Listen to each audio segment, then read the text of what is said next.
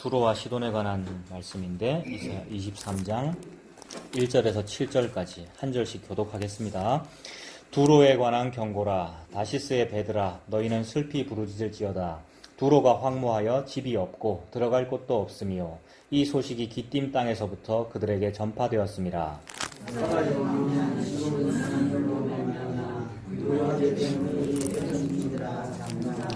시홀의 곡식 곧 나일의 추수를 큰 물로 수송하여 드렸으니 열국의 시장이 되었도다.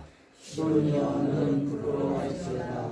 그래서 바다고 바다의 요새가 말하기를 나는 사고를 듣지 못하였으며 출산하지 못하였으며 처녀들을 양육하지도 못하였으며 처녀들을 생육하지도 못하였다 하였으나 그 소식이 애굽에 이르면 그들이 두로의 소식으로 말미암아 고통받으리로다. 너희는 다시스로 건너갈지어다. 해변 주민아 너희는 슬피 부르짖을지어다.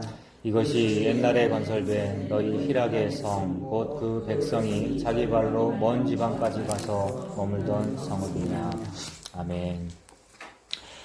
지난주에 우리 집사님이 우리랑 같이 대화 나누다가 그 차이 나는 클래스 그거 소개하셨잖아요. 그거 자 우리의 형제 자매가 소개를 했을 때 집에 가서 그거 본 사람, 아니 한 형제 자매가 뭘 보라고 소개를 하면 아니 바쁘시죠 압니다. 아유 또 기권하시고 저는 봤습니다. 그 차이 나는 클래스 처음 봤는데 굉장히 내용이 좋더라고요. 강의하는 건데 굉장히 다가오게 강의를 하시더라고요. 집사님 소개한 게 이제 131회, 132회를 보라 그러셨어요. 그게 독일 통일하고 이제 우리나라의 관계, 우리나라도 남북 분단돼 있으니까 관심 가는 주제잖아요. 제가 원래 그런 주제 좋아하거든요. 좀 뭐 정치적인 이야기 그런 걸 잘 풀어주면 너무 속이 시원하고 좋던데, 통일에 대해서 가지고 있는 어떤 관념이 있었는데 원래 관심도 많고, 근데 그 두 편 보고 땡 한 대 맞아버렸어요. 꼭 보세요 여러분들도. 진짜 유익하더라고요. 굉장히 충격을 받았는데, 근데 정치적이고 남북 통일 문제에 관한 그 충격은 충격이고, 그건 내가 그냥 뭐 지식적으로 들으면 되는 것이고, 우리가 복음을 안다고 예수님 믿는다고 우리가 그러는 거잖아요. 복음으로 다가오는 것이 있던데, 이건 소개하고 싶어서 갖고 왔습니다. 이거 인터넷에도 올라가고 하니까 찾아보실 분들은 찾아보시라고 제가 근거를 말씀드리는 건데, 131회 57분 32초 다 적어놨어요. 거기 뭐라 그러냐면, 파시즘이 남긴 유산은 파시즘에 저항한 자들의 내면에 파시즘을 남긴 것이다. 요런 말을, 독일에서 요런 말이 있대요. 그 독일 작가 브레이트라는 사람이 요런 말을 했대요. 파시즘이 뭐냐 하면, 그 당시에 히틀러가 다스렸지 않습니까? 히틀러 직함이 뭐죠? 히틀러의 직책이 뭡니까? 총통이 뭐냐 하면 총리면서 대통령이다 이 말이거든요. 총통. 그 말은 내가 다 해먹겠다 이 말이란 말입니다. 근데 어느 정치가가 또는 어떤 담임 목사가 어떤 지도자가 내가 혼자 다 해먹겠다 이러면 밑에서 뭐 해야 됩니까? 깨어있는 민주 시민이요 뭐 해야 됩니까? 뭐 반대해야 되잖아요. 근데 독일에서 그 당시 반대했습니까? 극소수만 반대했어요. 뭐 보네퍼 목사님이라든지 이런 극소수만 반대했고, 대부분이 또는 반대했다 하더라도 드러내지 못하고, 그래서 이 지연된 정의는 정의가 아니잖아요. 드러내지 못한 것은. 근데 아무튼 대다수가 동의했는데, 어떤 식으로 동의했느냐면 아멘 한 거죠, 여러분. 아멘. 그래서 개신교나 카톨릭이 다 아멘 했거든요. 실제로 그 당시에 설교들 찾아보면 히틀러는 그리스도께서 보내신 하늘의 종이다라는 이런 설교들이 있었고, 실제로 설교들이 아멘 했대요. 그러니까 어떤 사람이 할 때에 너무 말이 맞는 것 같고, 너무나도 정당하고, 너무나도 우리 독일을 발전시키겠다는 의도로 함으로 우리는 전부 다 동의합시다. 군사적으로도 동의하고, 정치, 경제도 전부 동의합시다라고 해서 하나가 된 요 상태를 보고 파시즘이라 그러거든요. 아무도 이의를 제기하지 않는 상태. 요게 무서운 거잖아요. 그래서 요게 나쁘다라고 저항을 했단 말입니다. 저항해서 이제 보네퍼 같은 목사님은 죽어버렸죠. 30 몇 살에? 20 몇 살인가? 30 몇 살에 죽었어요. 완전히 다 벌거벗겨진 상태에서 교수형에 목매달렸단 말입니다. 완전히 마지막으로 옷 벗을 그때 옆에 있던 간수가 어이구 인간아 니 이제 끝났다 이랬는데, 다 벗고 딱 목에 걸면서 끝이라고? 아니야 시작이야 이러면서 죽었거든요, 보네퍼 목사가. 근데 아무튼 그 이제 저항을 했어요. 그런 분은 근데 돌아가셨어요, 그죠? 교수형당에서 돌아가셨잖아요. 우리나라로 치면 주기철 목사님 지금 돌아가셨습니까? 살아있습니까? 돌아가셨잖아요. 그러니까 진짜는 죽고 없어요, 여러분. 잘 생각해 보세요. 진짜는 죽고 없어요. 남아있는 사들은 뭐 잘했거나 뭐 진짜라서 남은 것이 아니고 가짜인데도 남았다라고 보면 되는 거예요. 성경적으로는. 왜 그러냐면 모든 사람이 죄인이라고 지금 말씀하시니까. 저는 그런 맥락에서 이게 보였거든요. 그래서 우리도 지금 저 같은 경우는 이제 고신 소속이고 이러니까 고신 이러면 신사참배 반대 운동 이런 것이 유명하잖아요. 들어보셨죠? 고신의 어떤 뭐 자부심 이럴 수 있는데 그래서 우리가 주기철 목사님의 후예다라고 그러는데 진짜 후예들은 죽고 없다고요, 여러분. 살아남은 자는 후예가 아닌 거예요. 죽은 자가 후예예요. 그래서 이걸 예수님하고 적용하면 예수님은 죽고 없으신 분이잖아요. 보이지 아니하시잖아요. 육체로는 죽으셨으니까, 그 십자가에 돌아가셨으니까. 그 죽음이 곧 부활이거든요. 십자가가 부활이라고요. 그래서 복음은 십자가 복음인 것인데, 살아남은 자들이 복음이라고 말하고 있는, 제가 지금 살아남은 주제에 복음이라고 말하고 있는 것이, 과연 진짜 복음일까? 이런 거예요. 요게 지금 이 예수 믿는지 안 믿는지 모르겠는데, 이 교수님이 이 한 말 속에 저는 그게 느껴지더라고요. 파시즘이 남긴 최악의 유산은 파시즘과 대항해 저항했던 사람들의 마음속에 파시즘을 남긴 것이다.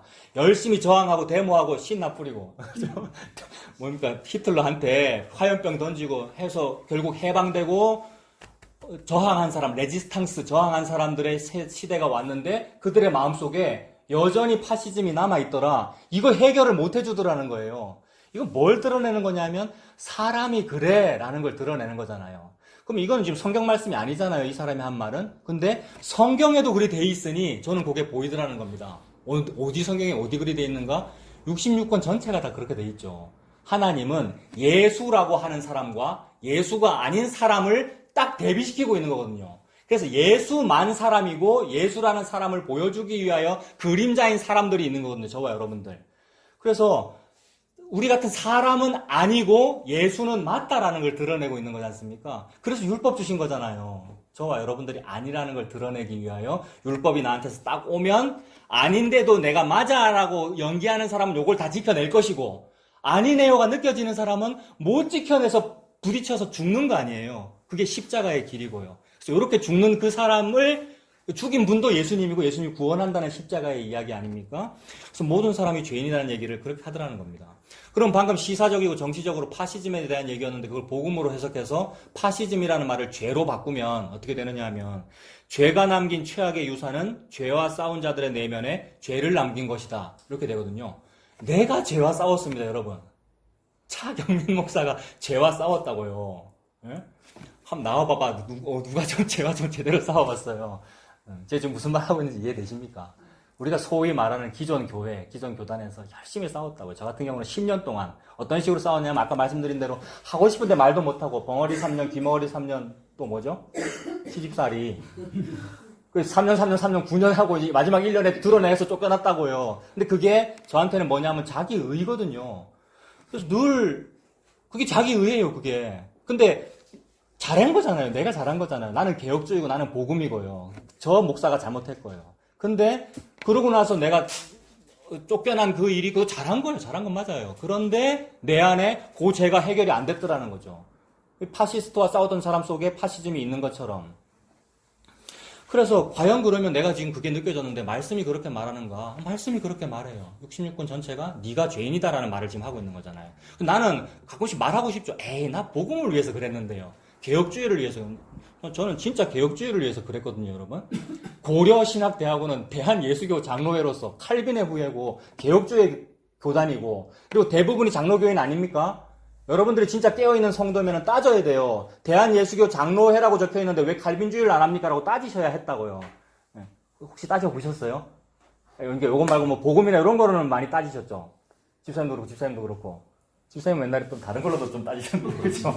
네, 이런 모든 것들이 다 레지스탕스였어요. 저항을 우리가 했다고요. 근데 우리 속에 여전히 죄는 해결이 안 되더라. 그래서 그럼 이거를 말씀으로 근거를 찾아야 되니까, 뭐, 구체적으로 말씀드리면, 이건 뭐, 그냥 쭉 읽을게요. 많으니까. 예레미야 5장에 보면, 너희는 예루살렘 거리로 빨리 다니며 그 넓은 거리에서 찾아보고 알아라. 너희 중에서 만일 정의를 행하는 사람, 진리를 찾는 사람이 한 사람이라도 있으면 내가 예루살렘을 멸망시키지 않겠다. 이랬는데, 하나님은 예루살렘을 멸망시켜버렸잖아요. 하나님이 예루살렘을 언제 멸망시키셨죠? 예수님을 십자가에 다신 것, 이게 예루살렘 멸망시킨 거잖아요. 지지난주까지 계속 말씀드렸지 않습니까? 예수님이 내가 성전이다. 내가 예루살렘이다. 예수는 성전된 자기 육체를 가리켜 말씀하심이라고 하면서 달려 죽은 이것이 성전을 헐어라. 내가 3일 만에 다시 짓겠다. 그 말씀이라는 거잖아요. 그러니까 예수님만 그러하고 우리는 전부 다 아니다라는 걸 말씀하기 위해서 전부 다 죄인이다. 그러니까 한 명도 없으니까 내가 예수를 죽인다. 이렇게 되잖아요. 예레미야 13장도 구스인이 그의 피부를 표범이 그의 반점을 변하게 할 수 있느냐? 혹시 변하게 할 수 있다면 니들도 의인이 될 수 있으리라 이렇게 말씀하셨단 말입니다.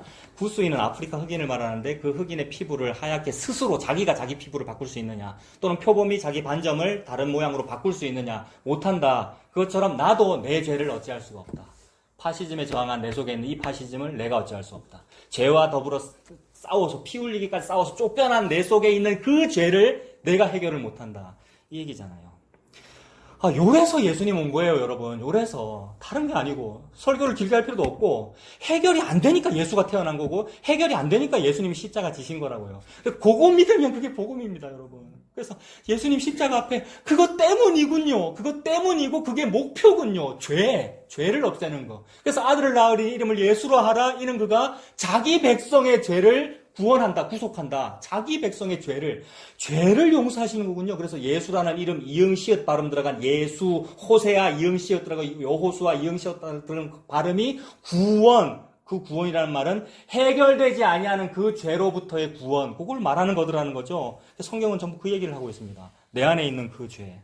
이게 복음이라는 거죠. 그래서 시편도 그렇고 의인은 없나니 하나도 없다. 하나님을 찾는 자가 아무도 없다. 아무리 눈을 씻고 찾아봐도 그러하다. 내 안에도 그러하다라는 것을 신약이 그대로 받아가지고 로마서에서 사도 바울이 뭐라 그랬죠? 구약을 받아서 한 말이에요. 의인은 없나니 하나도 없도다. 그래서 이제 그 로마서를 쓴 그 사도 바울이 역시 동일한 그 사람, 이제 성령을 받아서 성령께서 하시는 말씀이 디모데전서 1장 15절에 미쁘다 모든 사람이 받을 만한 이 말이요 그리스도 예수께서 죄인을 구원하시려고 세상에 임하셨다 하였도다. 내가 죄인 중에 괴수로다. 이게 은혜 받은 모습이잖아요. 은혜 받은 모습은 내가 죄인이네요. 그러니까 내가 죄인이네요라는 말은 저는 예수님이 필요하네요 이 말이잖아요. 십자가가 필요하네요 이 말이 됩니다. 그리고 방금 그 프로그램 이야기 조금만 더 드리면, 자, 요것도 131회 1시간 38초에 딱 나옵니다. 무슨 말이냐면, 그들은 진정한 의미의 상대와 싸워본 적이 없다. 무슨 말이냐면, 파시즘과 저항했던 사람들이 진정한 의미의 상대와 싸워본 적이 없대요. 그럼 저항했던 사람들은 누구랑 싸웠습니까? 히틀러랑 싸웠잖아요. 근데 히틀러나 히틀러의 어떤 그 정치 체제, 이런 거는 싸울 대상도 아니었다, 이 말입니다. 그렇다고 무슨 화염병을 던지지 마라, 민주화 운동을 하지 마라, 그런 맥락이 아닙니다, 지금. 아주 하등한 존재와 싸웠다, 이 말입니다. 우리가 좀 나보다 고등한 존재와 싸우고, 내보다 좀 높은 사람과 같이 놀고 이래야 우리가 좀 높아질 거 아니에요. 이게 무슨 말이냐면, 우리 어머니가 내 어릴 때, 내가 항상 동생들만 데리고 놀았거든요. 그러니까, 미나, 니는 그럼 네가 발전이 없어. 동네 형들하고 놀아. 이랬단 말입니다. 무슨 말인지 이해되시죠? 요거는 세상적으로 얘기하는 거예요, 그죠? 네, 세상적으로 볼 때 그런 거예요. 근데 시사적으로도 그 당시 저항했던 사람들이 항상 자기보다 좀 하등한 자와 싸운 거예요. 히틀러가 정권은 높지만 이 저항하던 사람들이 가진 그 고매한 도덕성과 놀라운 윤리성에 비교해 볼 때 한참 떨어지는 윤리성이 떨어지는 인간과 싸운 거 아닙니까? 그러니까 수준 낮은 인간과 싸운 거라고요. 그런 걸 지금 말하는 거예요. 그래서 상대는 항상 나보다 도덕적으로 열등한 자들이었다. 맞죠? 우리나라도 마찬가지죠. 민주화 운동 당시에 항상 도덕적으로 열등한 자들과 싸운 게 386 세대고 그렇잖아요. 뭐가 도덕적으로 열등합니까? 불법 군사 쿠데타 일으킨 정권이고 불법이니까 열등하지요. 게다가 권력적으로 뭐 타락했잖아요. 다 열등한 거잖아요. 정통성이 없는 거 아닙니까? 그러니까 나보다 도덕적으로 우월한 상대를 만난 경험이 없는 거예요. 우리보다 도덕적으로 우월한 상대를 만난 경험이 없다고요. 요게 사람을 교만하게 만들더라고요, 여러분. 제 경우가 그렇습니다. 나보다 개혁주의를 사랑하는 목사를 만난 적이 없다. 뭐 이런 거라고요. 나보다 설교 잘하는 목사를 만난 적이 없다. 이런 말을 한 적은 없습니다, 제가. 근데 어떤 목사님이 피식피식거리면서 네가 내보다 설교 잘하잖아. 이 얘기는 들어본 적이 있거든요. 이게 뭐겠어요? 그게 지금 그분은 그게 기분이 나쁘다는 거고, 그리고 내 안에는 그게 있다는 거예요. 내 안에 그걸 즐긴다는 거예요. 이 목사가 내보다 훨씬 높은 분인데 설교할 때 사람들이 시큰둥한데 한참 밑에 있는 부목사가 설교했을 때는 반응이 좋은 것을 내가 즐긴다는 얘기잖아요, 여러분. 그게 뭐냐 하면 내보다 도덕적으로, 윤리적으로 또는 우리 복음에 적용하면 복음적으로 또는 개혁주의에 적용하면 개혁주의 신학적으로 월등한 사람을 상대해 본 적이 없는 거예요, 내가. 그러니 나는 그 밑에 있으면서도 은근히 내 속에는 뭐가 자라겠습니까? 내가 제일 잘 나가. 내가 제일이야, 이거 아니겠어요? 실제로 제가 여러분한테 그런 말씀 드린 적이 있어요. 한강 이남에서 최고 잘하는 목사라고. 이걸 그런 칭찬을 들은 적이 있단 말이에요. 뭐냐면 뭐 이래. 이런 거 잘할 때 그러는 거예요. 무슨 뭐 웨스트민스터 신앙고백서 하이델베르크 요리문다. 예? 우리 강도사님도 계시지만 한강 이남에 웨스트민스터 하는 목사가 저뿐이겠습니까? 엄청 많은데도 그 당시에는 야 누구 부곡동에서 이거 청년들아 이런 거 듣는 거 이거 복이야라고 이러면서 지들이 그렇게 평가했고 내가 그렇게 자축했고 이게 뭐냐면 열등한 사람을 우리가 상대하다 보니까 우리가 교만해진 거예요. 우리가라 그래서 죄송합니다. 근데 여러분도 다 그렇습니다. 말씀이 그렇다고 그러잖아요. 우리 모두가 다 그렇다고 그러잖아요. 복음과 싸우면서 그 싸움으로 인해서 우리에게 복음과 싸움이 아니고 복음으로 싸우면서 내 안에 죄가 남더라는 얘기를 지금 하는 거죠. 그래서 나보다 도덕적으로 우월한 상대를 만난 경험이 없고 근데 시간이 지르고 세월은 흐르고 세상은 민주적으로 민주화되었다 그러고 또는 우리는 어떻게 됐느냐 하면 쫓겨났거나 아니면 내가 뭐 누구를 때리고 나왔는지 모르겠습니다. 뭐 하여튼 우리가 밖으로 나왔기 때문에 더 이상 내 주변에는 안 보이잖아요. 당장 그 비교의 목사님 안 보이고 그러니까 우리 주변에 사라져 버렸어요. 그러니까 열등한 상대들은 지금 사라졌고 도덕적으로 우월성에 젖어 있는 나만 남았다. 이런 거를 지금 대학교 교수가 얘기를 하더라고요. 저는 이게 복음으로 들리더라고요. 그래서 내가 상대했던 그 상대는 항상 성경적으로 또는 신학적으로 복음적으로 나보다 열등한 자들이었어요. 나는 뭐가 우월하죠? 김성수를 들었거든요. 나는 이장우를 들었고요. 신윤식을 들었고요. 울산의 정낙원을 들었고요. 여러분 전부 복음 전하시는 분들입니다. 너무나 훌륭하신 분들인데 그걸 듣고 내한테 남는 것이 뭐가 돼야 되는 겁니까? 듣고 예수님 남아야 되고 십자가 남아야 되고 그렇다면 내가 죄인이다라는 것을 남아야 되는데 나는 이걸 알아가 남는다는 것 자체가 파시즘이란 말이에요. 너무 더럽고 가정스럽고 그걸 보고 바벨탑이라 그랬고 성경이. 근데 내 안에 남더라는 겁니다. 그래서 남으니까 지금 뭐 하자는 얘기를 제가 지금 하고 있는 거예요. 남으니까 나는 안 돼. 여러분은 안 돼라는 말을 함으로써 안 돼가 복음이에요. 안 되니까 누가 태어난 겁니까, 여러분? 예수님 태어난 거죠. 안 되니까 예수님이 십자가에서 죽으신 거예요, 여러분. 그래서 팔을 벌린 거예요, 예수님. 나를 끌어안으시느라고. 나를 불러 모으시느라고. 그래서 내가 십자가에 들릴 때 모든 사람을 내게로 이끌겠노라 그러셨잖아요. 그래서 우리가 그렇게 땡겨지는 거구나. 나는 안 가고 싶은데. 내가 안 가고 싶은데 땡겨지니까 어떻게 됩니까? 속 콧줄에 찢어지는 중이죠. 콧줄에 아시죠? 그 말씀이구나. 그래서 상대는 항상 성경적으로 신학적 복음적으로 나보다 열등한 자리였고 그리고 그들이 목사고 장로고 권사인데도 나보다 성경을 더 모르더라는 거죠. 이제 열등한 자들은 사라졌어. 이제 내가 쫓겨났기 때문에 사라졌는데 근데 나는 쫓겨난 상태에서 여전히 우월성에 젖어 있고 우월성에 젖은 나는 어떻게 되는가? 일반적으로 다 그렇진 않겠습니다만 그 우월성에 젖어 있는 그 사람은 가나안 성도가 되거나 가나안 성도가 되어 도장 깨기를 할 때가 많더라는 거죠. 요거는 다는 아닌 것 같아요, 여러분. 다겠습니까만은. 제가 경험한 거를 말씀드리면, 가나안 성도 되는 경우 많죠, 여러분. 가나안 성도 모릅니까? 알죠? 예, 그 되고, 그게 진짜 복음이 좋아서 그러면 좋은데, 어떤 눈이 높아져가지고, 내같이 이 복음을 아는 사람이 갈 만한 교회가 없다의 상태, 예, 그것도 좋은 겁니다. 괜찮은 거예요. 복음 때문에 그러는 거잖아요. 근데 동시에 그게 교만이라는 얘기죠. 가나안 성도가 돼서 도장 깨기를 하러 다닌다. 도장 깨기 뭔지 아십니까? 집사님 아시고 고개 끄덕끄덕 하십니다. 그 젊은 애들이 쓰는 말. 대련애가 이긴. 그렇죠. 그래서 저는 모르실 것 같아가지고 설명하려고 하는데 그게 뭐 맞죠? 네, 좀 싸움 좀 하거나 무술하는 사람이 도장 깨기 한단 말입니다. 옛날에 중국 영화나 이런 거 보면 무협지 이런 데 보면은 이런 거죠. 내가 우리나라 태권도에 빗대서 말씀드리면 내가 평생 태권도를 수련했는데 그동안 내가 알던 기존의 태권도는 태권도가 아니었어. 나는 태권도의 참 진리를 발견했다. 깬 거예요. 참 진리를 발견했어. 그러면 난 지금부터 이제는 어느 태권도 도장에 나는 소속되지 아니하고 무림을 내 마음대로 자유롭게 다니면서 두실 도장 한번 가보고 구소동 도장 한번 가보고 뭐 부곡동 도장 가서 도장 깨기를 내가 한번 해보겠다. 가서 도장에 가가지고 이 태권도장에서 태권도 제일 잘하는 놈 나와. 진리도 모르는 것들이. 나는 태권도의 진리를 알아. 내랑 한번 붙어보자. 라고 해서 두실 도장 깨고 뭐 구소동 깨고 금정구 깨고 이렇게 하는 거 그걸 보고 도장 깨기라 그러거든요. 요런 맥락에서 교회를 찾는 분들이 많더라고요, 여러분. 그게 바벨탑이다. 바벨탑이다. 진짜로 복음 찾는 건가? 누구 얘기하는 거냐면 제 얘기하는 거잖아요. 모든 사람 속에 있는 죄가 그렇다는 겁니다. 그래서 실제로 서동에서 우리 모일 때도 왔다 갔고요, 여러분. 여러분은 못 느끼셔요? 제가 지금 지 얘기하는 거라 해놓고 또 남 얘기하고 있는 거죠. 말안 하고 있는 거죠. 아니, 느껴도 말하고 계시는구나. 많으셔요. 이게 많다는 것을 통해서 내가 그렇구나. 내가 그렇구나. 그래서 은혜로, 정말로 은혜로 내가 그렇구나라는 거 알아지면 되는 거예요. 더 이상 설교할 필요가 없어요. 내가 그렇구나라는 거 알아지면 되는 거예요. 네가 그 사람이다 그러는데 성경은. 네가 그 사람이다. 그래서 네가 그 사람이다의 상태가 천국이에요. 어느 천국을 가려고요, 여러분? 천국은 저 있다, 여 있다 하지 마라 그러셨는데. 어느 천국을 가려고요? 그러니까 어느 천국을 가야 되는가의 그 상황, 그 괴로운 그 상황이면 어떻게 하면 되느냐 하면 그냥 죽어서 지옥 가면 돼요, 여러분. 왜냐하면 너무 번민하게 되잖아요, 이 땅에서. 너무 괴롭고. 그래서 너무 괴롭고 번민하고 복음을 아는데도 예수 믿는다 그러는데도 막 번민하고 괴롭고 막 우리가 그렇단 말입니다. 그게 지옥의 상태거든요. 지옥을 살고 있는 중이에요. 예수 믿는데도 내가 괴롭다. 이게 지옥이잖아요. 그렇다면 요게 지옥이면 이 다음에 갈 지옥은 요거보다 낫단 말입니다. 요거보다는 나은 곳에 가는 거는 대박 나는 거거든요, 여러분. 옛날에 공짜폰 많았죠. 공짜폰. 스마트폰 이거 바꿀 때.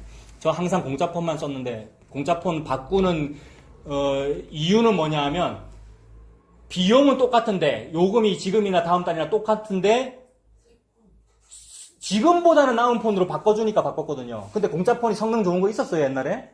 별로 안 좋은 거예요. 다 요거나 저거나 다 지옥 같은 걸 준다고요. 근데 지금보다는 나은 거 주잖아요, 공짜폰이. 그래서 옛날에 장사가 된 거 아닙니까, 폰이. 요새는 그 불법으로 바뀌었습니다.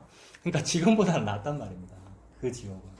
그 말은 막 편안하게 살면 된단 말입니다. 예수님 믿고. 내가 죄인인 거 알면 그게 천국이고요. 그래서 그렇게 우리가 막 도장 깨기 하고 다니고 요건 아니네 이렇게 하게 되는 것은 내가 입법자요 재판관이 되어 있기 때문에 그렇습니다. 우리 선악과 먹었기 때문에 내가 입법자요 내가 재판관이 되면 그렇게 판단을 하게 되더라고요. 근데 예수님에게 내가 판단을 받아서 내가 죄인으로 드러나면 그것이 천국입니다. 근데 그 복음을 우리가 잘 못하고 안 하죠. 주님께서 은혜로 주셔야 그 복음이 우리가 되는 것이고요. 그래서 우리는 뭘 하고 있느냐 하면 복음이 어떻게 다가오는 거냐 하면 복음이란 무엇이냐 하면 나와 비교할 수도 없이 우월하고 높으신 그동안은 우리가 뭐만 상대했어요? 우월하지 않고 하등하고 낮은 것만 상대했단 말입니다. 근데 우리가 느끼기에는 걔가 우리보다 담임 목사고 우리보다 높고 뭐 이러니까 높다고 생각했는데 높은 거 아니었다고요. 나보다 하등한 걸 우리가 상대했던 거라고요. 근데 이제는 진짜로 우월하고 높으신 분을 한번 만나버린 거예요. 어떻게 만나냐면 이사야 6장 같은 경우로 만나는 겁니다. 이사야 6장 1절이 우시야 왕이 죽던 해에 내가 눈을 들어본 즉 주께서 높이 들린 보좌에 앉으셨는데 요 개념이란 말입니다. 우시야 왕이 죽는다는 것은 뭐냐 하면 우시야는 아무리 높은 왕이라도 내가 어떻게 볼 수 있어요?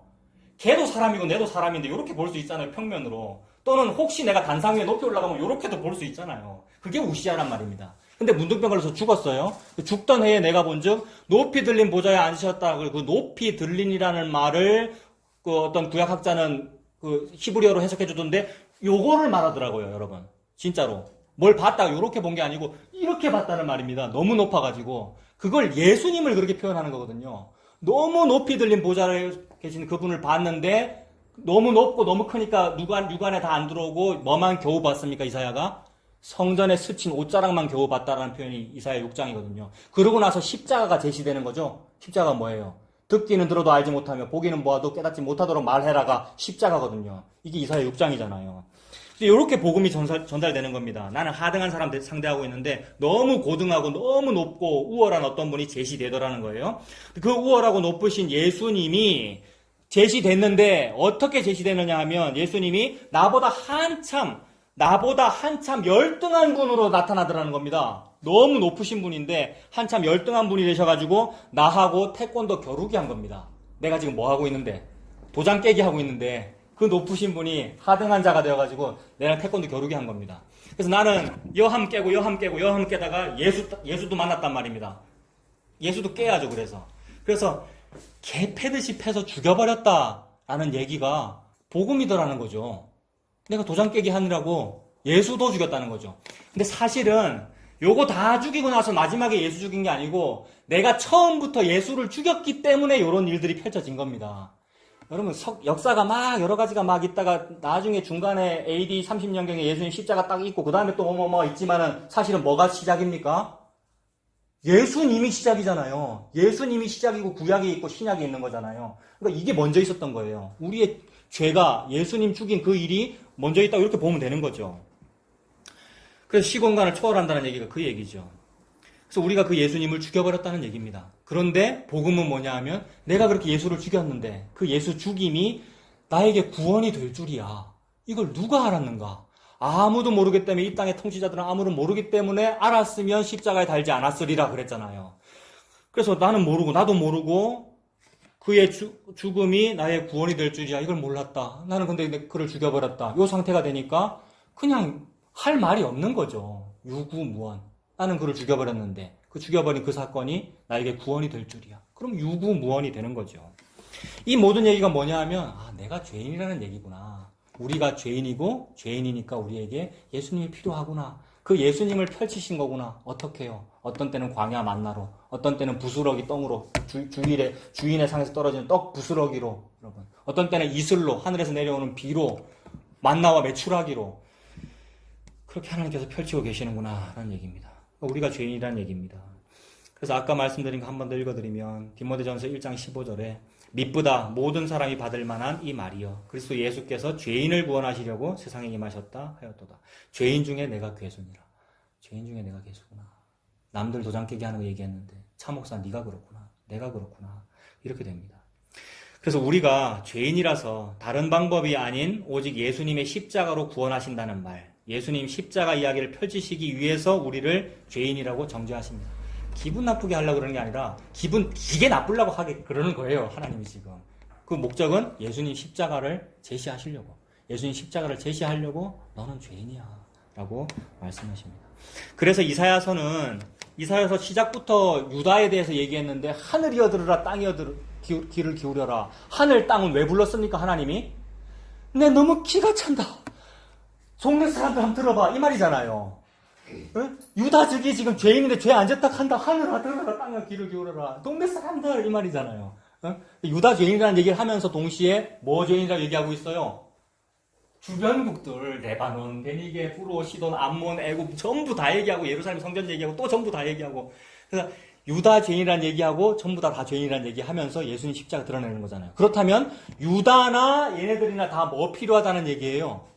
전부 예수님, 전부 십자가 필요하다는 걸 하나님이 계시로 드러내고 계시는 거죠. 그래서 주인공인 유다도 죄인이고 주변국도 모두 다 죄인이다라는 얘기를 하고 있습니다. 그래서 그동안 우리가 지명들 다 찾아봤다 그랬는데 나라들 뭐뭐 봤는지 제가 지금 한번 정리해 볼게요. 아수르, 바벨론, 블레셋, 모압, 아람, 구스, 애굽, 에돔, 아라비아 그리고 지지난주부터는 예루살렘 성전 그죠? 그리고 오늘 어딥니까? 두로와 시돈. 이 모두가 다 예수님 십자가가 아니면 안 되는 죄인이다라는 것을 지금 하나님이 드러내고 계십니다. 그래서 1절부터 7절까지, 다음 주에도 또 두로 시돈인데 오늘 7절까지만 보는데 한번 보세요. 문자적으로는 해석 못할 것이 없습니다. 기본적으로는 문자적이고 1차적으로 해석을 해야 되죠. 1절부터 보세요. 두로에 관한 경고입니다. 다시스의 배들아 너희는 슬피 부르짖을지어다 두로가 황무하여 집이 없고 들어갈 곳도 없으며 이 소식이 기띔 땅에서부터 그들에게 전파되었습니다 했습니다. 두로는 옛날부터 해양 강국이고 원래부터 항구 발달했다 그랬죠. 우리 그림으로 다 봤죠. 그러니까 두로가 해양 강국이기 때문에 함대를 건설해 가지고 아까도 봤던 그 지중해 전역에다가 식민지를 건설했는데 그 당시에 다시스, 스페인 이러면 땅끝이거든요. 예수님 때에도 사도 바울이 땅끝까지 간다 했을 때 그 다시스를 의미한다고 서바나를 의미한다고 우리가 일반적으로 봤잖아요. 그래서 다시스 이러면 거의 땅끝의 개념인데 거기까지 배가 오간다. 그래서 이 다시스를 식민지로 건설했다고 보더라고요. 두로는 다시스를 식민지로 건설했다. 다시스의 배들이라는 것은 그 땅끝 서바나로부터 두로까지 오가는 거예요. 그 바다는 유라굴로 광풍이 부는 바다인데 신약적으로 말하면 지중해가 그런 바다인데 근데 그런 정도의 항해를 할 수 있다는 것은 항해술이 엄청나게 발달했다는 것이고 대단하다는 거죠. 그리고 이 다시스의 배들이 다시스니까 스페인 배인데 스페인 배가 아니고 두로 선적 다시스 배. 뉴스 같은 거 보면 뭐 파나마 선적 5,000톤급 유조선이 어쩌고 뭐 이런 말 있잖아요. 선적이라는 것이 배의 호적을 말하는 거죠. 그러니까 두로와 시돈이 배의 호적을 가지고 있을 정도로 배를 많이 가지고 있었고 건드리고 있었다. 식민지의 이미지이고 해양 강국이라는 말입니다. 그래서 다시스의 배들이 두로로 가야 돼요. 선적이 거기니까. 두로 쪽으로 가고 싶은데 근데 슬피 부르짖으랍니다. 왜 부르짖어야 돼요? 두로가 어떻게 됐길래? 황무하고 집이 없고 들어갈 곳이 없네요. 배는 어디에 들어가야 되는데요? 항구에 들어가야 되잖아요. 근데 들어갈 곳이 없다. 이게 거처가 없다는 개념으로 전통적으로 구약에서 말하는 신약도 마찬가지. 거처라는 곳은 들어가야 되는 곳인데 거기가 들어갈 곳이 없다. 아라비아 얘기할 때도 우리 나왔었고요. 집이 없다는 것 개념이 비참함의 개념이잖아요. 그래서 유대인들은 집이 없으면 마지막 겉옷이라도 자기 집을 사는 것인데 그 겉옷까지도 없으면 이게 비참함이다. 이게 구원 못 받는 개념. 그래서 이웃의 옷을 전당 잡지 말아라. 그래서 그런 개념이잖아요. 이 옷이 곧 거처가 되는 거. 근데 그 거처가 없다. 보호막이 없다는 것이 가장 비참한 개념이죠. 지금 이 배들이 두로가 없어요. 즉 거처가 없다. 아, 이게 지금 두로와 시돈이 저주받은 이미지를 나타내는 것이구나. 그래서 다시스 배들이 지중해를 건너가지고 두로항 쪽으로 가기 위해서 쭉 지나가다가 두로항 쪽으로 가기 위해서 저기서 다시스에서 출발해서 쭉 가다가 두로항으로 가야 되는데 옛날 배는 직항할 수는 없으니까 중간중간에 항구를 기항을 해야 되는데 구브로가 기띔이더라고요. 방금 봤던 1절에 있는 기띔 항구에 기항을 했는데 소문이 들렸죠. 기띔 사람들이 야, 너그 배 지금 두로로 가나? 두로 쫄딱 망했어. 들어갈 항구가 없어. 라는 소식이 들렸다는 겁니다. 아, 패망을 말하는구나. 그럼 이 모든 패망은 1차적으로는 그 당시에 있었던 전쟁을 말하는 것이고 아수르가 쳐들어와가지고 두로는 북이스라엘보다 더 북쪽이니까 다 패망시켜버렸다는 이미지가 1차적인 배경이고요. 동시에 저와 여러분에게는 무슨 얘기를 하는 겁니까? 우리 인간이 그렇게 죄인이라서 패망한다라는 말을 하는 거죠. 우리는 패망합니다. 그래서 막 교리를 어렵게 언급하고 막 그랬었는데 하이델베르크 요리문답 같은 우리 장로교회, 개혁교회의 기본적인 교리는 전체 주제가 뭐냐 하면 하이델베르크 요리문답이라고 하는 교리의 전체 주제는 나의 죄와 비참함입니다. 비참함을 드러내는 거잖아요. 항구에 들어가고 싶은데 들어갈 항구가 없어요. 요 개념. 그게 우리라는 얘기입니다. 그리고 2절도 보세요. 바다에 왕래하는 시돈 상인들로 말미암아 부요하게 된 너희 해변 주민들아 잠잠해라 이랬습니다. 아, 우리가 시끄럽고 막 유구무원이어야 하는데 시끄럽잖아요. 여자는 교회에서 잠잠하라 했는데 우리가 여자잖아요. 근데 막 떠드는 그 사람 하나님께서 패망시켜버린 거죠. 죄인인 줄 알아라는 얘기잖아요. 그래서 그게 잠잠해라라는 것이고 바다에 왕래하는 시돈 상인들아라고 그랬는데 두로와 시돈은 같은 개념이고 둘 다 항구 도시고 바다에 왕래했답니다. 뭐 했습니까? 바다 왕래하면서 무역했죠. 무역하는 이 얘기 우리 야고보서도 찾아보고 아라비아에 관해서도 봤죠. 이 도시나 저 도시에 가서 한 해나 두 해 머물면서 돈을 벌고자 하는 자들아 네 뜻대로 되는 줄 아느냐. 하나님 뜻대로 한다는 말이죠. 그래서 요 상태인데 시편 107편 같은 데도 보면 시편 107편은 저 굉장히 좀 감동적이에요. 어릴 때 보통 남자들은 마도로스가 되는 꿈 이런 거 한 번씩 꾸지 않습니까? 괜히 관심 없어도. 우리 저희 전도사님 아들 마도로스인데. 그래서 제가 이 시편 전에 한번 읽어드렸거든요. 시편 107편에 보면 큰 물에 바다에 선척을 띄우며 큰 물에서 일을 하는 자들은 바다에서 하나님의 영광을 보나니 언제 하나님의 영광을 봅니까? 바다에서? 파도 칠 때 봅니다, 여러분. 잔잔할 때 안 보고 내 배가 항공모함체 아무리 커도 바다는 훨씬 더 커가지고 바다가 한번 뒤집히면 이게 막 이렇게 되더라는 거죠. 이러면서 하나님이 계시군요라고 하더라는 거죠. 씩 올라갔다가 콱 떨어지면서 하나님이 계시구나라는 영광을 보더라는 겁니다. 선척을 모는 사람들. 그 사람들이 두로와 시돈이잖아요, 지금. 그리고 다시스의 배들이고요. 그러면서 그들이 겨우 가지게 되는 마지막 소망은 뭡니까? 소망의 항구에 다다르길 바라는 거. 시편 107편. 소망의 항구. 개혁 한글판은 소원의 항구라 되어 있었고 지금 우리 개혁 개정판은 바라는 항구라고 되어 있더라고요. 그래서 옛날 판이 좋아요. 소원의 항구, 소망의 항구 그런 노래 가사도 있잖아요. 그게 우리의 유일한 희망이거든요. 근데 그 유일한 희망이 지금 있어요, 없어요, 이 사람들이? 항구가 망해버렸어요. 이게 끈질기게 남아있는 내 파시즘을 말하는 겁니다. 해결이 안 되더라. 그게 마지막 소원인데 그것도 없어. 소원의 항구가 우리에게 없어. 파닥난 상태잖아요. 이 죄인의 상태잖아요. 우리를 말하는 거잖아요. 그래서 잠잠해라라고 그랬고 또 해변 주민이라고 그랬는데 이 2절 끝에 있는 해변 주민이라는 이 말이 다른 번역본에 섬나라라고 되어 있더라고요. 그러니까 두로가 아까 섬이었다, 간척했다 그 말씀 드렸죠. 3절에 시홀의 곡식 곧 나일의 추수를 큰 물로 수송해드렸다. 시홀은 여기더라고요, 여러분. 애굽 땅의 일부가 시홀이더라고요. 애굽의 유명한 강이 나일강이고 나일강 때문에 애굽이 그 당시에 먹고 살았죠. 농사가 잘 되니까.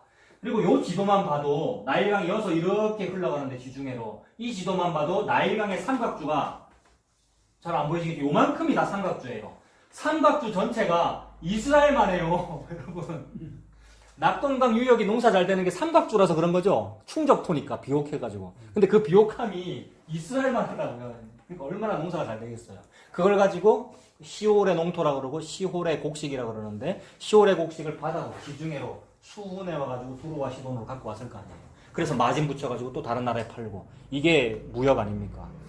그렇게 먹고 살았는데 시올의 곡식 곧 나일의 추수를 큰 물로 수성하여 드렸으니 열국의 시장이 되었다. 그래서 열국 시장이 돼가지고 그렇게 먹고 살았는데 4절 시돈이여 너는 부끄러워할지어다. 이제 망했으니까.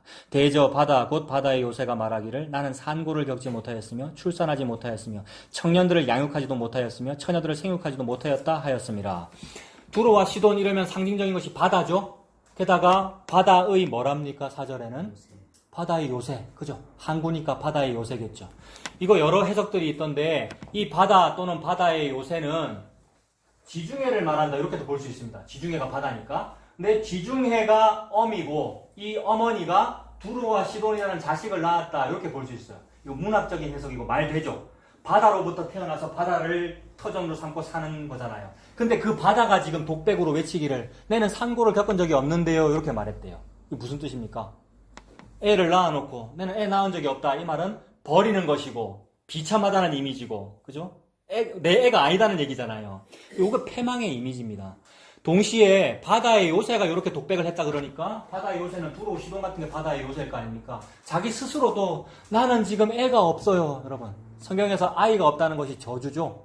우리나라로 쳐도 칠거지약 중에 들어가는 것이고 옛날식으로 치면 자녀가 없다. 이것이 씨가 없다는 것이고 멸문지화고 족보가 끊어지는 얘기인데 족보 끊어지는 사람에게 족보로 오신 분이 예수님이라는 성경이잖아요. 그래서 예수님이 씨고 그죠? 그래서 아브라함과 다윗의 자손 예수 그리스도의 족보다라고 제시되는 것이 씨 없는 마리아에게 주는 거잖아요. 우리가 씨 없는 사람이고 남자를 알지 못하니까 그런 개념입니다. 우리의 상황은 지금 자식이 없다. 상고를 겪지 못하는 상황이다. 불임이다. 여자로 보면은 불임이라고 하면 되고 남자로 보면은 마태복음 19장에 뭐라 했습니까? 예수님이 고자라고 했고 딱 그 개념이죠. 우리의 상황을 지금 말하는 겁니다. 그리고 5절에 그 소식이 애굽에 이르면 그들이 두로의 소식으로 말미암아 고통받으리로다. 애굽 시올의 삼각주는 두로와 무역 잘하고 곡식을 잘 팔아야 경제가 돌아가는데 못 파니까 낙담했겠죠 지금. 지금 고통을 이르렀다. 낙담했다는 얘기고 6절에 너희는 다시스로 건너갈지어다. 해변 주민아 너희는 슬피 부르짖을지어다.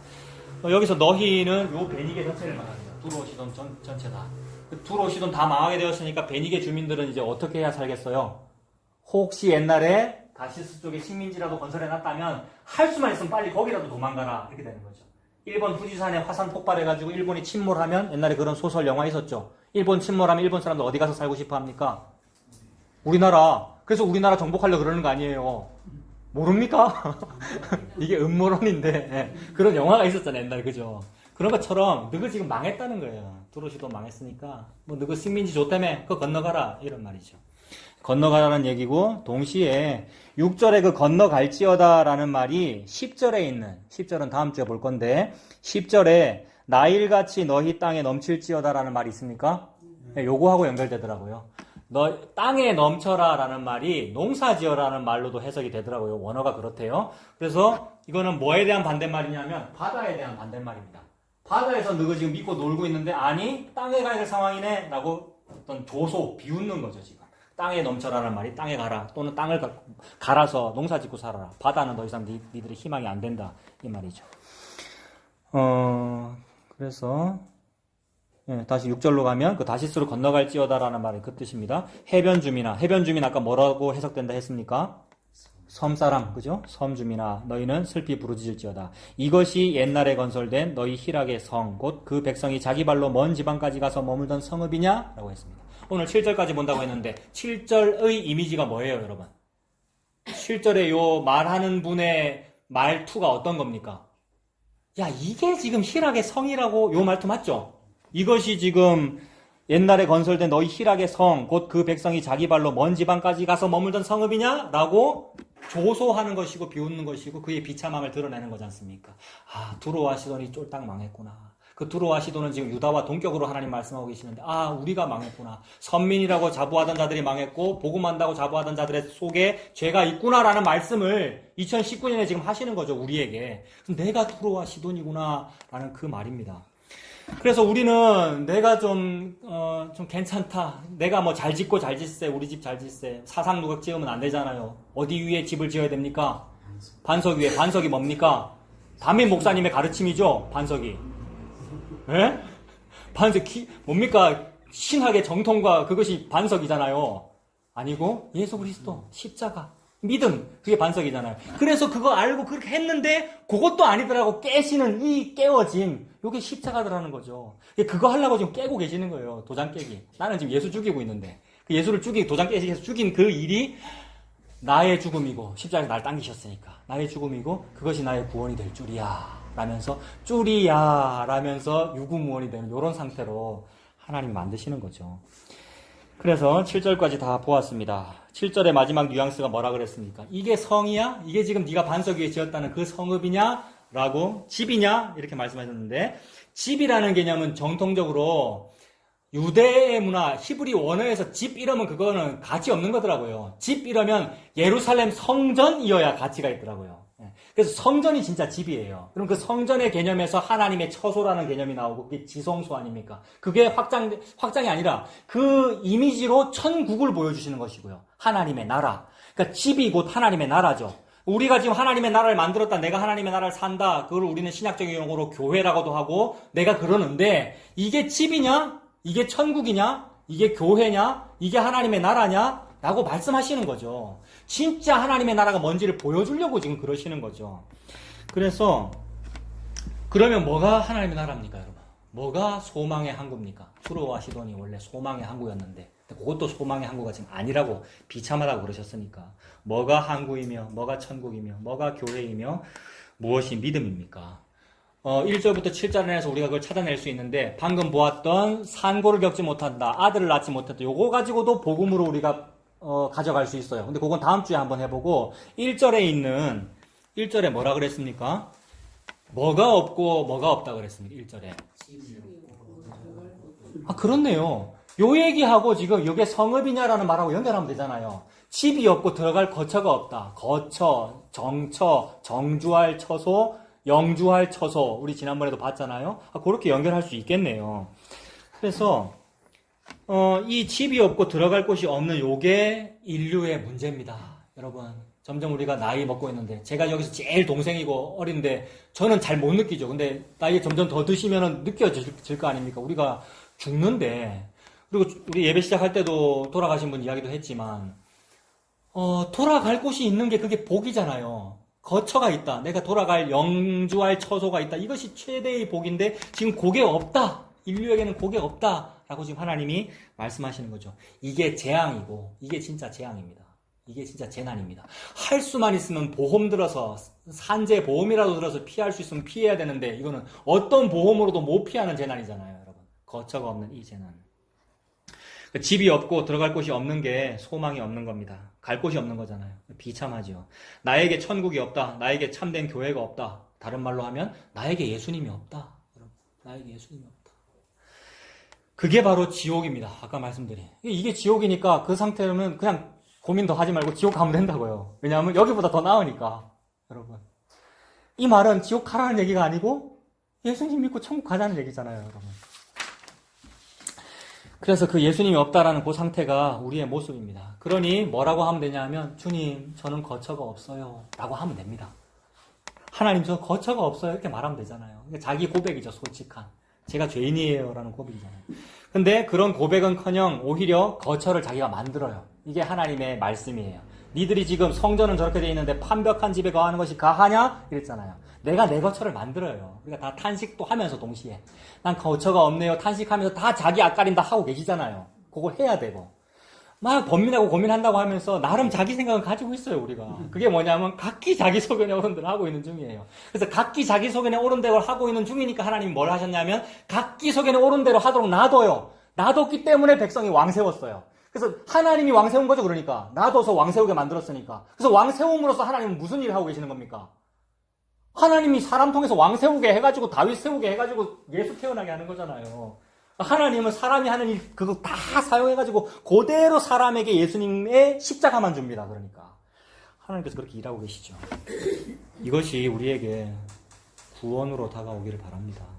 그래서 주님 저는 거처가 없어요 라고 탄식을 해야 되는데 탄식은커녕 오히려 판벽한 집 만들어서 학개서의 이야기입니다. 판벽한 집 만들어서 거처를 만들어내고요. 또 신약으로 말하면 곡간을 요거 부족하다 이거 집 부족하다 곡간 곡식창고 부족하다 헐고 다시 짓고 더 크게 지어가지고 몇 해 둘 물건을 쌓아두었으니 내 영혼아 평안히 눕고 자고 쉬자 라고 한다고 누가 얘기했죠? 예수님이 부자가 얘기했는데 예수님이 어리석은 부자 비유하면서 부자가 그렇게 말하더라라고 비유를 드셨죠. 예수님이. 그래서 예수님 하신 말씀 뭐예요? 어리석은 자야 오늘 밤에 네 생명을 취하르니 그렇다면 네가 쌓아놓은 이 모든 것이 누구 것이 될 것이냐. 목숨을 잃으면 천하를 다 얻고도 목숨을 잃으면 아무 소용이 없다라는 그 말이 목숨 갈 그 거처가 없으면 아무 소용이 없다 그 말이잖아요. 그래서 우리가 탄식 안 하고 오히려 곡간 새로 지었고요. 판벽한 집에 거처했고요. 그렇게 떵떵거렸습니다. 우리가 탄식하지 않으니 누가 탄식을 하느냐 하면 예수님이 탄식을 대신합니다. 이게 얼마나 놀랍고 감사한지 여러분. 예수님이 탄식을 대신합니다. 이거 찾아봅시다. 어디서 어떻게 탄식했는지. 마태복음 8장 20절 보세요. 마태복음 8장 20절에 예수님이 뭐라고 탄식했는지 찾아보십시오.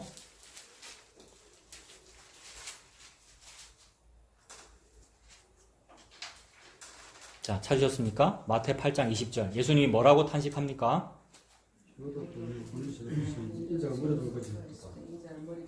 예. 예수님이 이렇게 탄식하시죠. 여우도 거처가 있고 공중에 새도 자기 거처가 있는데 나는 머리 둘 거처가 없다 이렇게 탄식한 거잖아요.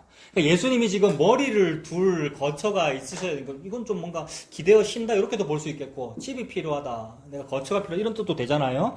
그래서 예수님이 지금 머리 둘 거처가 없고 탄식하셔서 예수님이 거처를 찾으셔요. 우리가 참된 거처 참된 천국 우리가 좀 뭘 해야 될 것 같은데 우리는 하지도 않고 할 수도 없고 하지도 않는다 우리는. 근데 예수님이 하더라는 거예요. 그래서 예수님께서 머리 둘 곳을 찾으시려고 한 일이 뭔지 구약에서 한번 찾아보십시오. 출애굽기 15장 17절. 출애굽기 15장 17절. 구약 104페이지.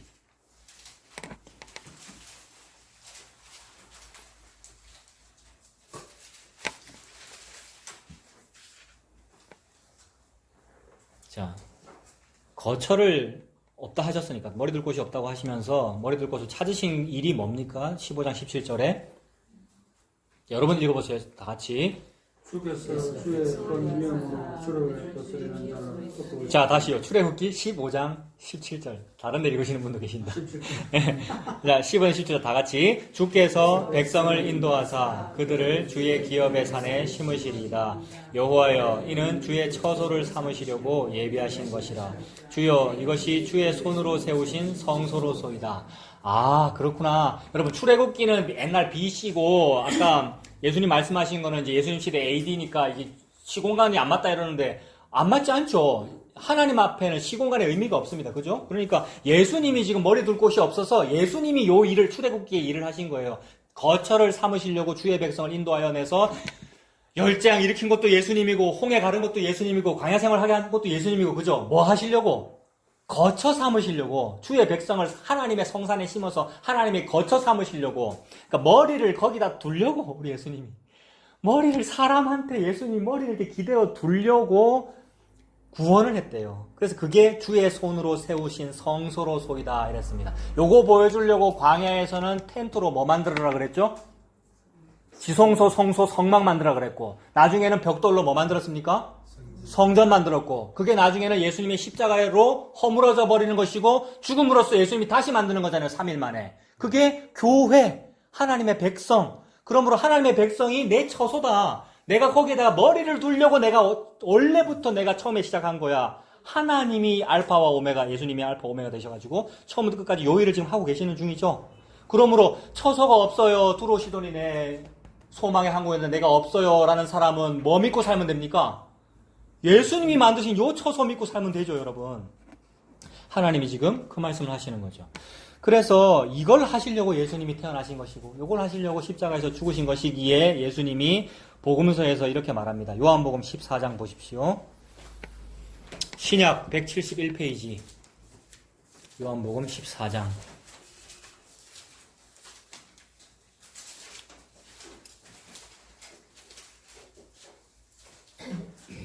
자, 예수님이 십자가를 앞두고 뭐라고 말씀하셨습니까? 14장 1절에 너희는 다 같이 읽어봅시다. 너희는 마음에 근심하지 말라. 하나님을 믿으니 또 나를 믿으라. 내 아버지 집에 거할 곳이 많도다. 그렇지 않으면 너희에게 일렀으리라. 내가 너희를 위하여 거처를 예비하러 가노니 가서 너희를 위하여 거처를 예비하면 내가 다시 와서 너희를 내게로 영접하여 나 있는 곳에 너희도 있게 하리라. 네, 거기까지 보겠습니다. 예수님이 지금 거처 예비하러 간다 그러시죠? 그리고 거처 예비하면은 나 있는 곳에 너희도 있게 하리라 라고 하니까 마치 사람들, 즉 제자들, 그리고 여러분들은 여기에 있고 예수님은 여기에 같이 있다가 떠나가지고 저기서 거처 만들어가지고 다 만들면 내가 너희를 부르든지 뭐 이렇게 해가지고 거처에 같이 있게 하겠다라는 말로 문자적으로는 보여요. 그리고 문자적으로 그렇게 해석해야 되는 건 맞아요. 그런데 그러면서 예수님 하신 말씀이 4절에 내가 어디로 가는지 그 길을 너희가 아느니라 이랬단 말입니다. 근데 지금 제자들은 3년 동안 같이 있었지만 알겠습니까? 모르겠습니까? 지금 평생을 모태신앙으로 예수님과 함께 내가 살았는데 지금 나도 모르는데 여러분 우리가 모르죠. 복음으로 알면은 그 은혜고요. 모르죠 지금. 모르니까 모르면 모른다 그래야 되는데 모른다 합니까? 안 해요. 근데 도마가 해요. 그러니까 도마가 제일 착한 거예요. 그러니까 도마가 내 모르는데 이렇게 말하는 것은 좀 사람이 괜찮은 거예요. 남들은 알면서도 모른 척하고 모르면서도 아는 척하고 이러는데 도마가 지금 토마가 이르되 주여 주께서 어디로 가시는지 우리가 알지 못하거늘 그 길이 어찌 알겠습니까? 이랬더니 예수님 하시는 말씀이 내가 곧 길이요 진리요 생명이니 나로 말미암지 않고는 아버지께로 올 자가 없느니라 이랬습니다. 그러니까 길이라고 하는 것이 장소라고 하는 것이 여기와 저기 이렇게 있거나 또는 그 사이를 연결하는 어떤 길이 있거나 이런 것이 아니고 비유로 말씀하신 것이고 그림자로 말씀하신 것이고 길은 무슨 대로가 눈에 보이는 게 있는 게 아니고 내가 길이다라고 말씀하셨으니까 그 처소와 연결된 그 길이 예수님이니까 그 처소도 예수님이겠죠. 그래서 저기에 있는 처소가 아니고 예수님이 처소다. 그러면서 내가 그동안 너와 함께 있었는데도 모르느냐 이 뒤에 보면은 그런 말씀이고 아버지를 본 자는 나를 보았고 나를 본 자는 아버지를 보았다. 그런 말씀도 하시는 것이고요. 그래서 내가 하나님의 처소다. 예수님이 길이다. 그렇게 말씀했습니다. 그리고 하나 더 봅시다. 누가복음 17장 20절. 도마도 그것이 궁금하고요. 나머지 11제자도 다 궁금했겠죠. 게다가 바리새인들도 궁금하고 모든 사람이 다 궁금해요. 그래서 누가복음 17장 20절에 보면 바리새인들이 궁금하니까 물어보잖아요. 바리새인들이 하나님의 나라가 어느 때에 임하나이까 물었습니다. 하나님의 나라가 뭡니까? 오늘 이사야 본문에서는 어떤 개념으로 나타납니까? 거처, 그죠? 항구, 소망의 항구 도착해야 될. 근데 묻는 거예요. 어디 있는지도 묻고 싶고 언제 임하는지도 묻고 싶고 그래서 오늘날도 여전히 시한부 종말론이 있는 것이고 그죠? 계산하고 싶잖아요. 언제쯤 오는지. 그래서 하나님의 나라가 어느 때 임하나이까 묻건을 예수께서 대답하여 이르시되 하나님의 나라는 볼 수 있게 임하는 것이 아니다. 손에 잡히거나 보이거나 하는 그런 개념이 아니구나. 볼 수 있게 임하는 것이 아니요. 또 여기 있다 저기 있다고도 못하리니 하나님의 나라는 어디에 있습니까? 너희 안에 있느니라. 어떻게 하나님의 나라가 우리 안에 있을 수가 있습니까? 우리 안에는 파시즘만 가득한데, 바벨탑만 가득한데. 근데 그래서 우리가 부자예요. 이게 바벨탑같이 좋은 것을 많이 가지고 있으면 부자잖아요. 그러니까 이 부자가 천국 들어가는 것이 어때요? 그죠? 그것처럼 어렵다. 그러니 사람으로는 하지 못하네요 라고 하니까 예수님이 뭐라 그럽니까? 사람으로는 할 수 없으나 하나님은 하신다. 사람은 할 수 없는데 하나님은 하시는 그 일이 뭐냐면 너는 내게 부르짖으라. 내가 내게 응답하고 네가 알지 못하는 크고 비밀한 일을 보이리라의 그 일이에요. 그게 십자가잖아요, 여러분. 하나님으로 할 수 있는 일이 그게 십자가라고요. 그러니까 십자가로 욕을 하시는 거죠. 뭐를? 내 같은 파시스트, 내 같은 바벨탑, 내 같은 부자를 천국 들여보내는 일을 하신다고요. 십자가로. 어찌나 감사한지. 그래서 가난한 자도 감사하고 부자도 감사하잖아요. 모든 자가. 간장동지로부터 어디까지라 그랬습니까? 항아리까지. 모든 자가. 예수님이 모든 사람을 내게로 이끌겠노라. 어디에서? 십자가에서. 전부 예수님 그 말씀을 하시는군요. 그래서 너희 안에 있느니라 라고 그랬습니다. 내 같은 사람에게는 천국이 이루어질 수 없고 소망의 항구 이루어질 수 없는데 내한테 이루시는군요. 그래서 예수님 태어나셨군요. 그래서 십자가에서 예수님 죽으셨군요. 자, 사도행전 보십시오. 이 말씀을 받은 같은 성령을 받은 믿음의 사람들 이야기잖아요. 사도행전 7장에는 너무나도 여러분과 같은 집사님이 등장해요. 스데반 집사님이잖아요. 여러분, 내 같은이라고 하고 싶은데 내 같은 일 안 했습니다 방금. 여러분, 여러분과 같은 복음 알고 기뻐서 이렇게 되기를 바랍니다. 스데반 집사님이 사도행전 7장에 설교를 하시는데, 설교를 좀 짧게 하지. 오늘 참목사도 지금 길게 하고, 여러분. 오늘 밥 먹으러 갈 거기 때문에 지금 말씀 밥 많이 미기고 가려고 그러는 겁니다. 많이 미기고가 아니고, 내가 많이 먹고 가려고 지금. 스데반이 설교 길게 해요, 짧게 해요? 엄청 길게 해요. 그러니까 돌마다 죽잖아요. 사도행전 7장에 설교를 어느 본문 가지고 시작합니까? 창세기 가지고 시작해요, 여러분. 아브라함 얘기 가지고. 그걸 끝까지 다 하려고 그래요. 창세기부터 끝까지 다 하려고. 무슨 내용이냐 하면, 다 볼 수 없으니까 46절부터 봅시다. 사도행전 7장 46절. 스데반이 설교합니다. 다윗이 하나님 앞에서 은혜를 받아가지고 야곱의 집을 위하여 하나님의 처소를 준비하게 하여 달라고 하더니 라고 그랬습니다. 근데 야곱의 집이라는 말에 숫자 붙어 있습니까? 뭐라고 되어 있습니까? 하나님의 처소를. 그죠? 하나님을 위하여 처소를 이라는 뜻이다라고 되어 있죠. 다른 사본에는 그렇다. 그러니까 야곱의 집을 위하라는 말이 야곱이 이름이 이스라엘로 바뀌는 것이죠. 야곱의 집 이름은 그 족보, 그 민족을 말하는 것이고, 즉 선민을 위하여라는 말도 되고 하나님을 위하여라는 말도 됩니다. 그러니까 하나님과 선민의 백성의 처소인 거죠. 뭐가? 천국이, 여호와의 총회가. 그래서 그걸 위하여 하나님의 처소를 준비하게 하여 달라고 하더니 요 말이 사무엘하 7장에 나오는 거잖아요. 다윗이 은혜 받아가지고 나는 백향목 궁궐에 사는데 뭐는 밖에 있습니까? 언약궤는 하나님의 어떤 상징은 밖에 있으니까 이룰 수는 없습니다라고 하면서 집을 지어드리겠습니다. 성전을 건축하겠습니다라고 했던 그 이야기지 않습니까? 근데 하나님께서 거절하셨죠. 뭐라고 하면서 거절합니까? 네가 나를 위하여 집을 짓는 것이 아니라 내가 너를 위하여 집을 짓는 것이다 라고 하면서 네가 짓지 않고 네 아들 떼에 가서 지을 거다 그랬습니다. 그 아들 이름이 뭡니까? 솔로몬이고, 그러니까 47절에 솔로몬이 그를 위하여 집을 지었느니라 라고 했습니다. 그래서 1차적이고 문자적으로는 다윗이 짓지 아니하고 다윗의 혈통인 그 밑에 아들을 솔로몬이 지었다가 1차적인 해석이고, 그게 맞고요. 그죠? 그리고 복음으로 해석은 뭡니까? 복음으로 뭐라고 말씀하시는 거예요, 지금? 내가 아무리 다윗이 되어도 나 같은 다윗 믿음 좋다는 우리가 짓는 것이 집이 아니고, 내가 헌금한 건축헌금 그 헌금도 아니고, 그게 아니고 어떤 아들이 짓는다. 하나님의 아들. 아들은 제라, 그러니까 예수를 말하고 예수님이 집을 짓는다. 예수님이 집이었고 예수님이 허물어졌고 예수님께서 성도로 하여금 집을 짓는다. 이렇게 되는 거죠. 그것이 성전이죠. 그래서 스데반이 해석을 이렇게 붙이네요. 그 48절에 보면 그러나 지극히 높으신 이는 손으로 지은 곳에 계시지 아니하시나니 선지자가 말한 바 주께서 이르시되 하늘은 나의 보좌요 땅은 나의 발등상이니 너희가 나를 위하여 무슨 집을 짓겠으며 나의 안식할 처소가 어디냐.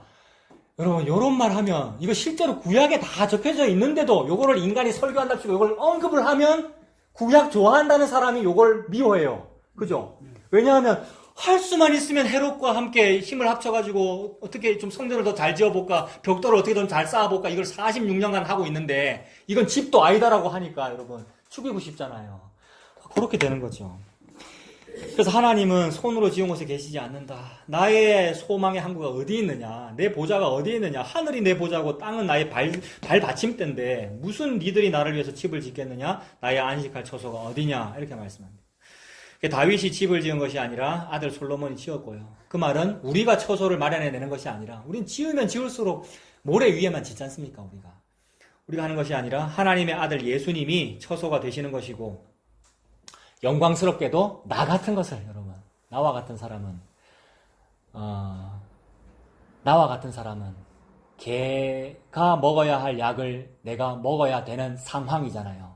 이게 먹어라 먹지 말아의 얘기가 아니고 우리가 그런 상황이라는 얘기가 그때의 베데스다 연못가에 38년 된 병자가 있었더라라는 서술이란 말입니다.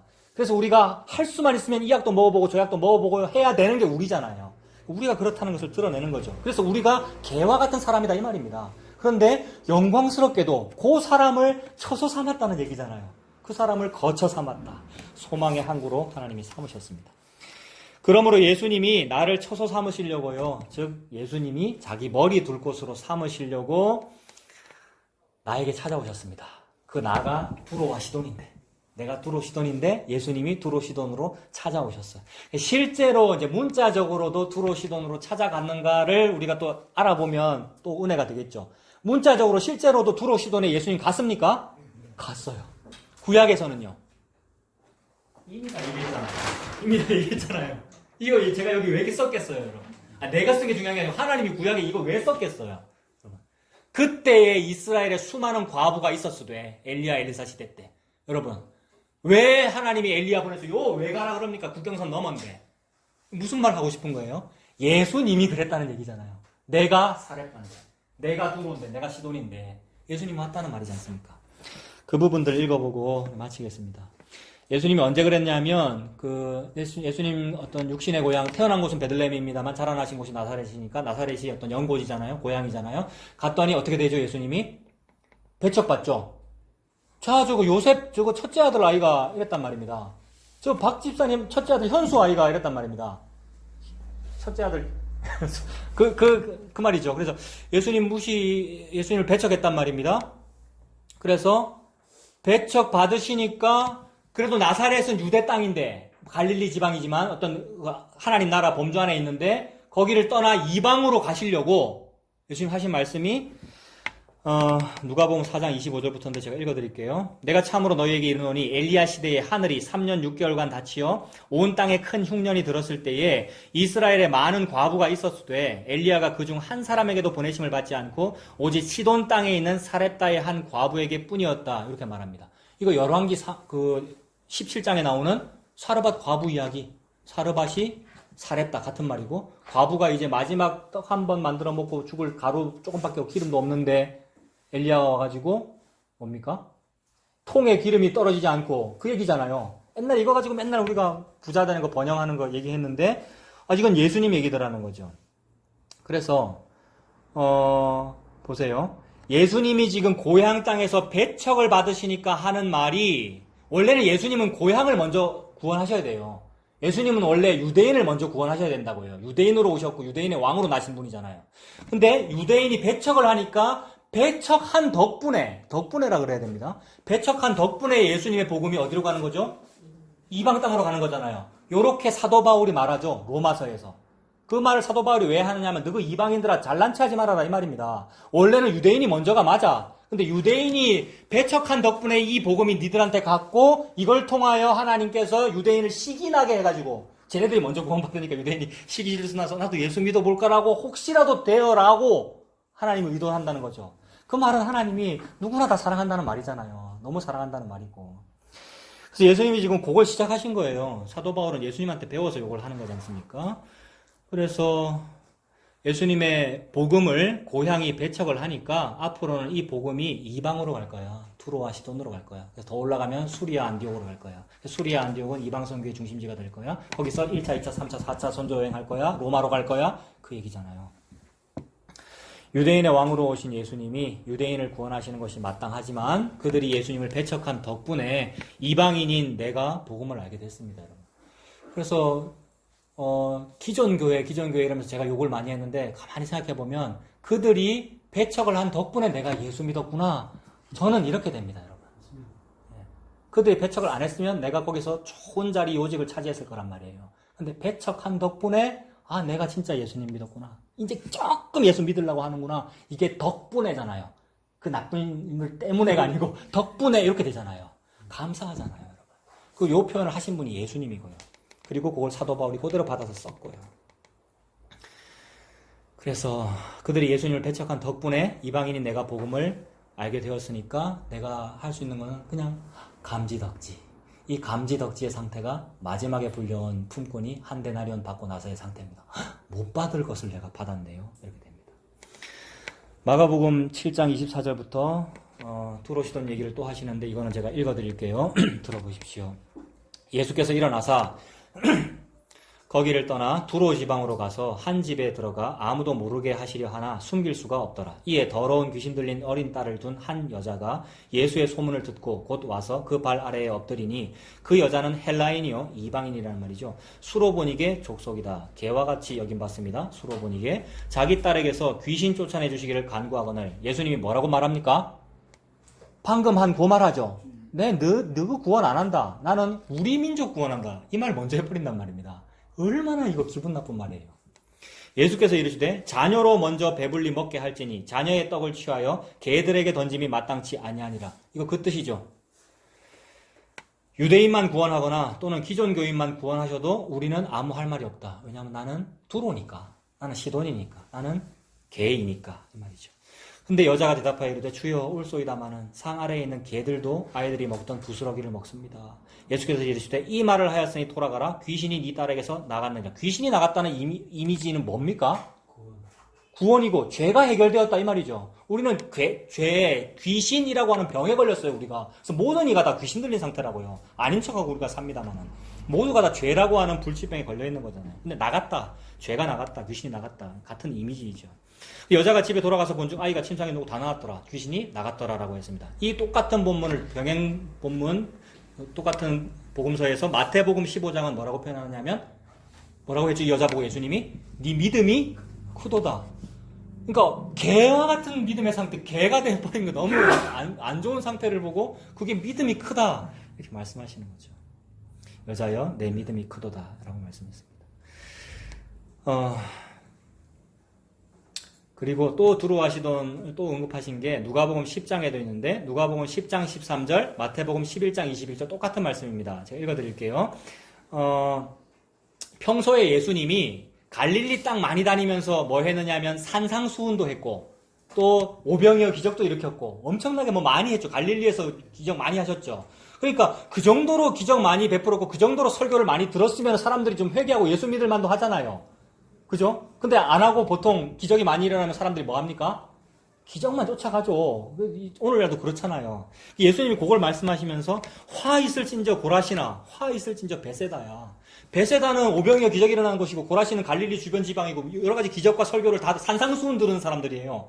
그랬는데 화 있을진저 너희에게 행한 모든 권능을 두로와 시돈에서 행하였더라면 그들이 벌써 베옷을 입고 죄에 앉아 회개하였으리라.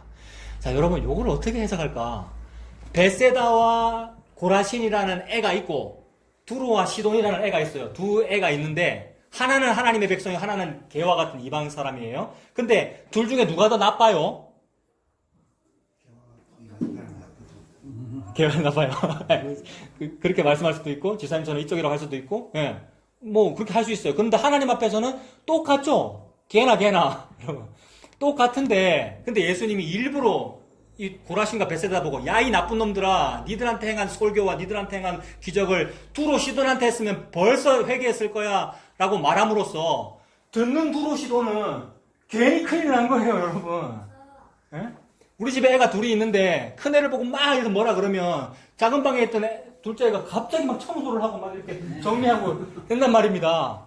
이게 뭐냐면 하나도 잘난 거 없단 말이에요. 둘 다 하나도 잘난 거 없는데 얘가 혼나는 덕분에 은혜를 받은 거란 말이에요. 얘가 혼나는 덕분에.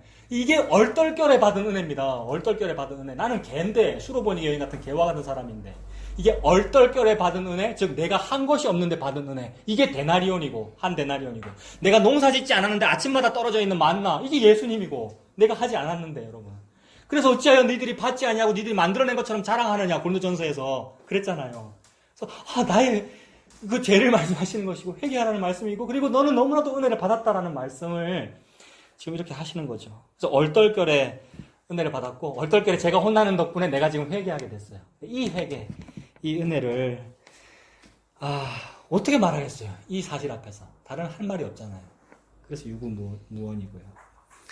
그래서 우리가 얼떨결에 수로보니게 여인이 됐습니다. 주인의 상에서 떨어지는 그 부스러기, 그 하늘의 만나, 생명 양식을 먹고 예수님의 머리 둘 처소 되시는 우리가 되기를 바랍니다. 기도하겠습니다. 하나님 아버지, 모든 말씀을 통하여 내가 죄인임을 발견할 수 있도록 해주셔서 감사합니다. 그리고 그렇게 죄인이기 때문에 이 죄를 내가 해결하지 못하고 오직 타력이 나를 구원하신다. 예수님이 나를 구원하시는구나 라는 것을 알게 해주셔서 감사합니다. 이 모든 일을 십자가에서 다 이루셨음을 믿습니다. 이 은혜로 살아가는 우리 되도록 인도하여 주시옵소서. 예수님 이름으로 기도합니다. 아멘.